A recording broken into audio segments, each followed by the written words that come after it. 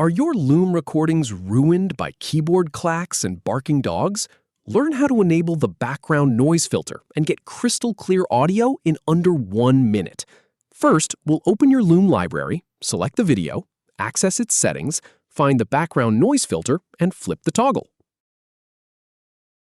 Start by clicking on Library to get to your saved videos. Then click on the video you want to work with. Once the video opens, click on Settings. Look for the background noise filter in the Settings panel. Toggle it on, and you're all set.